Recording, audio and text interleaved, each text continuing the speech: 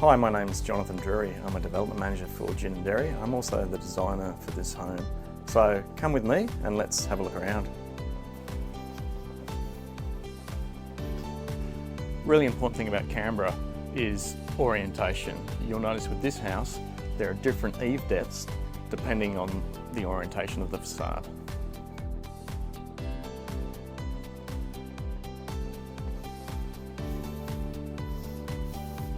You'll notice on this house it's got a mix of two lightweight materials.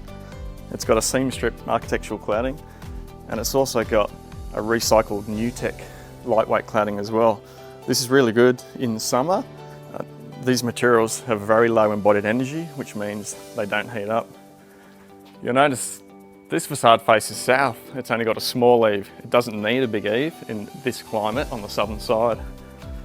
You'll notice this faces east, which will get great summer sun, and there's also blinds as well for the stronger, earlier summer sun. And you'll see the north facade here has a lot of glazing, which is great for winter, but it's also got a 2.5 metre eave, which will keep direct summer sunlight off this amount of glass from 11 AM, which will keep the living areas a lot cooler. And this part of the building will self-shade from the western summer sun. You'll also notice on the eastern side, operable windows have these things called hecker hoods, which give these rooms some protection from the elements. Where there's a non-operable window, it doesn't necessarily need that protection.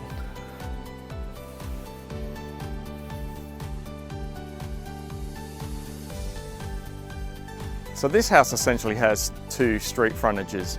This one just happens to be where visitors might enter from visitor parking we've got on the street. And you'll notice this is the southern side, so there's not as large eaves here. Another feature of this, it's really important to have good covered areas for entry, so when your guests arrive, they're not standing in the soaking rain. And actually, it's integral to the architecture. Gin and Dairy has sustainability requirements for water, heat pumps, solar, and fittings. You'll notice this house has a large rainwater tank. On this side, there's also one in the central courtyard, and there's one on the far laneway courtyard for irrigation purposes. There's recycled water taps on the front and back of the dwelling. Other sustainable features of this home is the hydronic heating. This is the heat pump which drives all the radiators internally. So if we come down here, we'll show some of the other units that this home requires. All these units are sized specifically for this home. This unit here drives the two split systems, really for additional cooling in summer. And this Sandon unit here is the pump fan unit for the hot water unit that sits in the garage.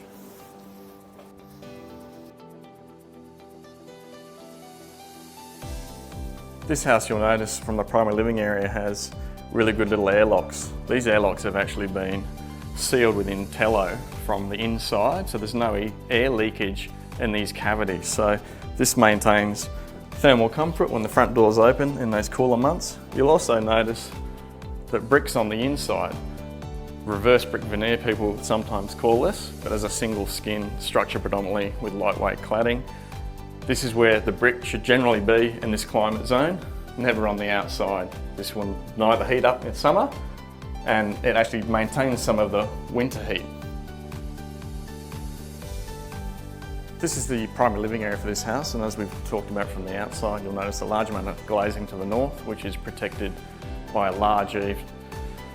All the windows in this house are UPVC, double glazed, and all operable windows are also tilt turns, which is a really good feature for night purging in summer. These windows have extremely low U and solar heat gain coefficient values, which really helps this house perform in winter and summer. So this is one of the wall-mounted hydronic radiators. These are in all the rooms, and you'll also notice higher ceilings and ceiling fans. Ceiling fans are to all functional spaces and all bedrooms in this dwelling. An important part of this brief was aging in place. So you'll notice it's seamless from kitchen area, a cup of tea in the morning, through to the bedroom, and really importantly into wet areas which allow full circulation and ease into and out of showers. Grab rails are in place. There's a nice skylight there for general natural light into it, and room, should either of them ever need to be in a chair or a walker, where they can be independent for as long as possible. That's really important when you're designing a home. So just following on from the ageing in place theme, you'll notice it's threshold free from the corridor into this laundry area. Washing machine is raised up just so it makes the height a lot easier, and you can do things like good storage underneath the washing machine.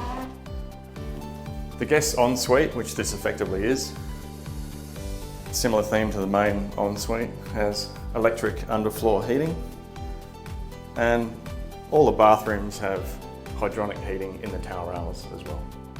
Another key feature of this design is the flexibility of it. So currently music and sewing, these rooms have the ability to be turned into bedrooms for when guests arrive.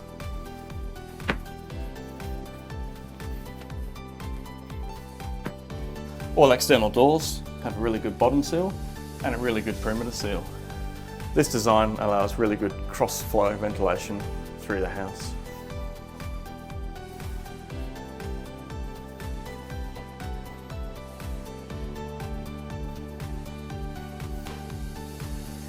Some other key features, so ceramic cooktop. This is actually a gin dairy sustainability requirement. You'll notice an interesting mix of kitchen steel material. This is actually BB ply. Other ageing in place. Pull out pantries, you can actually access both sides and see how much you've got at the back, so you don't buy 200 tins of beans. Heavy items like mixing bowls are also set at certain heights and the right size, so it just makes it a lot easier to grab something and put it on the bench top.